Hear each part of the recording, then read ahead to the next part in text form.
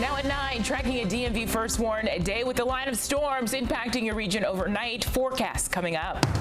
Plus, a man kidnapped at gunpoint in a Facebook Marketplace meetup gone wrong. Tonight, we walk you through the shocking new details in the disturbing case that spanned the DMV. In Fairfax County, a devastating house fire leaves 2 young children fighting for their lives. So it's tough, but it's hopeful still. Their community praying for a miracle tonight. If it doesn't fit, you must acquit. Controversial figure O.J. Simpson dead at age 76. A look back at his time on the football field to his time in court. D.C. leaders say no to bike lanes on one of the city's busiest roads. The changes they're considering to make roads safer. You're watching the station covering all of the DMV. This is DC News Now. Hi, everybody. Thanks for joining us tonight for DC News Now at 9 o'clock. I'm Chris Flanagan. All right, just when we started finally getting that nice spring weather, another bout of storms hitting the region. Right now, we're taking a live look outside on this DMV first warn day. You can see here cars driving through Dulles Parkway in Virginia. Traffic there moving somewhat slowly at this 9 o'clock hour. All right, let's check in with our weather expert, Chief Meteorologist Janessa Webb. And Janessa, the rain is heading our way, and it may keep some of us up tonight. Yeah, we have a line of storms that we're going to be watching overnight. At this point, really, it's well to our west. It hasn't budged too much out of West Virginia, but now the winds there are stirring up. It's quite heavy out there with this wind flow, ranging from 15 to about 20 miles per hour, and that's going to continue to rev up. Look at all these wind barbs. They're shifting towards the west where that storm system is located at this hour, and that's why you're seeing kind of this broader view with all these tornado watches now in place just outside of the Raleigh-Durham area, portions of Roanoke. All that brown color is a wind advisory, and that advisory will be expanded into tomorrow as well for our region, for the Shenandoah Valley. So not a super impressive storm system. There's just one line, a kind of wedge between it, that's going to roar across our region. So hour by hour, what is going to allow this storm system to maintain around 1 to 2 a.m. is the temperature profiles. I mean, we're quite mild, near 70 degrees overnight, and so it's really going to allow that storm system to gain some momentum. We're done with this bad boy around 5 a.m. as it pulls out towards the Philadelphia area, but for your Friday, we have some residual moisture that will continue throughout the day. We'll look at that coming up.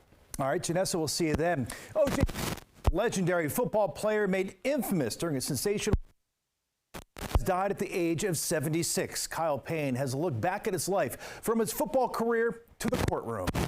Hohenthal James Simpson not guilty of the crime of murder. It was the most spectacular murder trial in the history of American jurisprudence. O.J. Simpson, a true icon of the college and professional football gridiron, and both the small wonderful and silver screens. Whoa! Simpson made the terrible turn from star to suspect overnight. Los Angeles police are saying very little tonight about the killing of the former wife of O.J. Simpson and another man. Simpson had actually pleaded guilty to spousal abuse in 1989. But 5 years later, in June of 1994, the gruesome deaths of his ex-wife Nicole Brown Simpson and her friend Ron Goldman became the top story. You can only assume that he plans to get off at sunset. And a super sideshow, best illustrated by the slow-speed chase of Simpson's white Bronco. People have pulled over, many of them carrying signs such as signs reading things like "Save the Juice," with the star suspect hiding in the back. People are literally cheering him on. Until he was arrested and O.J., the all-star himself, hired a team of all-star attorneys. I'm still Johnny Cochran with a knit cap. Who became known as the Dream Team, turning the Los Angeles courtroom into a circus, famously making the murder trial into a trial about celebrity, and making celebrities out of anyone and everyone involved in it, including the prosecutors and judge and lead detective, whose handling of crime scene evidence gave O.J. a hand in getting acquitted and giving his lawyers the closing line of a lifetime. If it doesn't fit, you must acquit. In 1997, Simpson lost a civil trial after a different jury found him liable for the double murder. He was ordered to pay $33.5 million to the victims' families. And we finally have justice. 10 years later, Simpson was arrested after a botched robbery at Palace Station here in Las Vegas, in a room that no longer exists. He went to prison not for murder, so I'm sorry. I'm sorry for all of it. but for armed robbery. Simpson saying he was retrieving awards and other property that he said belonged to him in the first place. Simpson was sent to Lovelock Correctional Center for what could have been 33 years. He was out in 9. Thank you. Which is the exact amount of seasons he spent as a Hall of Fame running back for the Buffalo Bills, after an iconic Heisman Trophy award-winning all-star career at USC, gaining rushing yards, tremendous fame, and accolades, and the nickname Juice. Go, Juice! Go! Which served him well after his football career, becoming an A-list pitchman for the car rental company Hertz, and as one of the first athletes to report during NFL broadcasts from the sideline. We'll take a cruise just like last year. Drugs. Which led him to center stage, and a successful career in Hollywood, most notably in the Naked Gun series of slapstick comedies. Got 2 victims in Brentwood. Brentwood. Until the Hollywood dramas became about O.J.'s real life. Hey, Twitter world, it's me, yours truly. Well, all keeping O.J. Simpson's past very much in the present. Boy, what a beautiful day it is here in Las Vegas. Remaining famous until his dying days, which he lived out here in southern Nevada, with the real O.J. 32 amassing almost 900,000 followers on Twitter and X. Yeah, and tonight the parents of Ron Goldman breaking their silence, saying the feelings of Simpson's passing is a mixed bag of complicated emotions. And Caitlyn Jenner weighing in as well on X, formerly Twitter, with a simple good riddance. Meanwhile, right now in Virginia, 2 young boys fighting for their lives at Children's National a day after a fire destroyed their Fairfax County home. And tonight, the family's church community gathering to pray for a miracle after doctors shared some devastating news. Now, Max Marcilla was at Love Church in Gainesville earlier tonight, where the lead pastor of that church says, sadly, both boys are brain dead. There is no brain activity for either boy. It's news that can make your heart drop. This family is going through a nightmare. The Bryce family home in Clifton caught fire on Wednesday. Their 2 youngest boys, Zach and William, airlifted to the hospital where they're fighting for their lives. We find ourselves here tonight gathered to pray to the God who does miracles for literally, guys, for a miracle. This church and its members doing what they can while doctors continue to do testing, prayer, support, compassion. They're rolling in. And giving. Donations are starting to pile up. Clothes, food, anything to help the family that lost so much. We're there to cheer each other on in the good times, but also lift each other up in the bad times. An online fundraiser has already raised more than $70,000. That's no surprise to Josh Baird. The outpouring of support for the Bryces is because of their support for so many families. A family that helps so many now in need of help themselves. Don't ignore the facts, but cling to the hope that we have. So it's tough, but it's hopeful still. Again, that was our Max Marcilla reporting. So many prayers for those boys. We're told they have another round of testing tomorrow morning. Meanwhile, Love Church will continue accepting donations for the Bryces at its Winchester location with another prayer vigil there on Saturday. Meanwhile, just in at 9, we're learning a man has been shot to death tonight in Oxen Hill, Maryland. Prince George's County Police responded to Audrey Lane near Indian Head Highway at about 5:30 this evening. They say the man there died. They say the site of that shooting is just feet away from the D.C.-Maryland line. So far, no arrests have been made. Meanwhile, here in the district, the search continues tonight for 2 men who opened fire on a crowd in Northeast last night. This is believed to be the getaway car here. It's a light blue Toyota sedan with tinted windows, black rims, no front tags, and a spare tire on the front. Now, last night's shooting in the Langston Carver neighborhood left 1 man dead and 5 others injured, including a 9-year-old and a 12-year-old.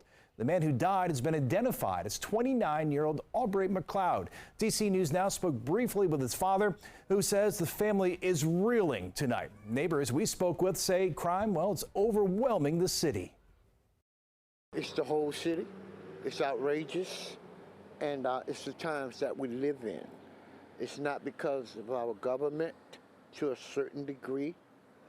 It's about conditioning and morals and values and principles. And we got to save the kids. Well, here again is one last look at that getaway car. If you spot it or know anything more about the shooting, you're urged to call D.C. police. All right, developing right now at 9, we're learning more details about a terrifying ordeal. A man kidnapped, then robbed of hundreds of thousands of dollars worth of luxury items over 6 hours. That crime spanning from D.C. to Virginia to Maryland. Our reporter, Marielle Carbone, live outside the federal courthouse tonight in Maryland. Marielle, 2 men are now charged in this case. Yeah, that's right, Chris. 30-year-old Timothy Williams and 20-year-old Javon Archer are both now in custody. Today, this new court document filed by the U.S. Attorney's Office lays out what they believe happened that frightening night. All of it is starting through a social media meetup to sell sneakers. A crime spree spanning the DMV started here in Foggy Bottom. Court records say the victim agreed to meet Timothy Williams outside his L Street condo after midnight on February 25th to sell him a pair of limited edition Travis Scott Nike sneakers. When Williams arrived at 1 a.m., that's when the nightmare started. According to court documents, 2 unknown subjects approached the victim, displaying handguns, and forced him into the back of the Charger, binding his hands and feet with zip ties and covering his eyes with duct tape. Then, Williams and his co-defendant Javon Archer are accused of crossing state lines, kidnapping the victim and taking him to his second home here in McLean, Virginia, where the victim stores his inventory of high-end sneakers and other collectibles. A timeline shows them arriving at 3:35 a.m. Surveillance video captures Williams making at least 5 trips in and out of the victim's condo, using a dolly to wheel out his property. Court records state the kidnappers stole $100,000 in cash, numerous legally owned firearms, and between 200 and 300 pairs of sneakers. Next, it's off to District Heights, where the victim was left at 7:07 a.m. The court documents show Archer and Williams were traced through Cash App transactions after sending themselves $1,000 from the victim. Archer is also captured on camera at a D.C. restaurant wearing a jacket stolen from the victim.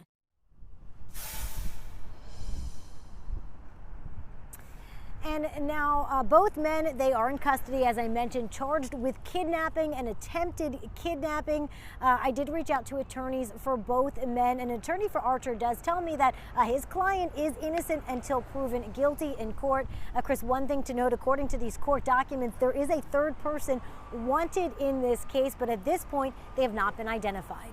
Reporting live downtown tonight, I'm Marielle Carbone, DC News Now. Now, what a bizarre case, Marielle, thanks. Meanwhile, Montgomery County Police still looking for leads tonight following the attempted kidnapping of a 10-year-old girl in Gaithersburg. That girl telling police on the afternoon of March 10th, a man grabbed her while she was sitting outside the Sutter Mill Apartments on Lost Knife Road. Some community members and neighbors there calling for increased police presence, especially in a neighborhood with so many young kids. That's the most important thing when you're moving into a new neighborhood, is it safe for your kids? Well, detectives put out this composite sketch of the attempted kidnapping suspect. They say he has a tattoo on the left side of his face and a single strand of blonde hair. He's believed to be in his mid-20s or 30s.